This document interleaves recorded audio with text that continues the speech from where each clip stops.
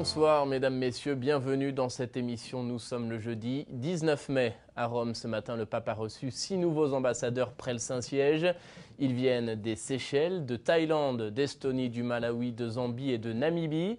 Les diplomates ont présenté au Saint-Père leur lettre de créance. Le souverain pontife, dans son discours, a rappelé l'importance de la diplomatie comme service de solidarité auprès des populations, en particulier dans un contexte marqué par les conflits, la crise migratoire et les incertitudes économiques. On écoute un résumé. Dans son discours aux nouveaux ambassadeurs, le pape a estimé que la diplomatie est un service de solidarité et pour qu'il soit efficace, a-t-il dit, tous les efforts doivent être dirigés vers un seul but, la promotion de la paix. Pour ce faire, expliquer le souverain pontife, il est nécessaire que les membres de nos communautés soient encouragés à être eux-mêmes artisans de paix et défenseurs de la justice sociale. Aussi, la tentation du repli et de l'isolement touche bon nombre de personnes. Elles ont peur du terrorisme, elles ont peur de ces afflux de migrants. Ces craintes, affirme le pape, nous les comprenons et devons les affronter avec sagesse et compassion. Dans un tel contexte, la voie diplomatique se donne d'abord pour but de faire connaître au monde les drames vécus par les victimes de violences et des migrations forcées. Ensuite, de faire entendre leur voix, puis de trouver des solutions aux problèmes comme le trafic d'armes, le trafic d'êtres humains ou celui de la drogue. Notre devoir aujourd'hui, a conclu le pape, c'est d'aider et assister les migrants. Il est primordial, a-t-il insisté, de favoriser une intégration qui respecte l'identité du migrant et préserve aussi la culture des communautés qui les accueillent. Et plus tôt dans la matinée, le Saint-Père célébrait comme chaque matin la messe dans la chapelle de la Maison Sainte-Marthe. Dans son homélie, le pape a dénoncé le drame de l'exploitation. Exploiter les travailleurs pour devenir riches est un péché mortel, a-t-il lancé. On l'écoute.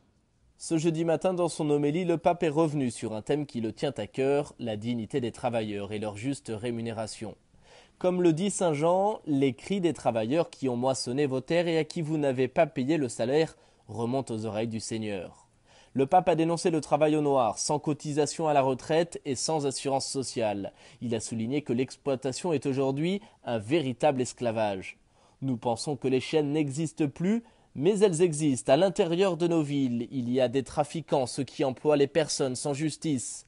Le drame d'aujourd'hui, a-t-il poursuivi, c'est le sang de ces personnes exploitées qui deviennent des esclaves. Les trafiquants, pas seulement ceux qui s'occupent des enfants et des prostituées, mais les trafiquants civilisés, entre guillemets. Et le Saint-Père de conclure qu'il est plus important de boire un verre d'eau au nom du Christ que toutes les richesses accumulées grâce à l'exploitation des travailleurs. Et direction maintenant la Pologne. Le pays accueillera en juillet prochain les Journées mondiales de la jeunesse. Plusieurs millions de jeunes catholiques du monde entier sont attendus à Cracovie pour prier, chanter, partager, célébrer, tout cela autour du pape François. Mais en attendant, les volontaires s'affairent. Ils nous proposent chaque semaine une courte vidéo. C'est la Minute JMJ.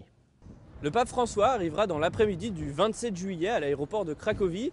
Il sera accueilli par le président de la République, des membres du gouvernement ainsi que les évêques polonais.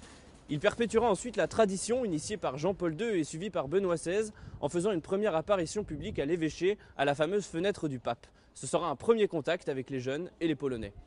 Le deuxième jour de son voyage, le pape effectuera un pèlerinage au sanctuaire de Jasna Góra de Częstochowa. Il prendra un temps de prière personnelle dans la chapelle de la Vierge Noire, puis célébrera une messe à l'occasion des 1050 ans du baptême de la Pologne.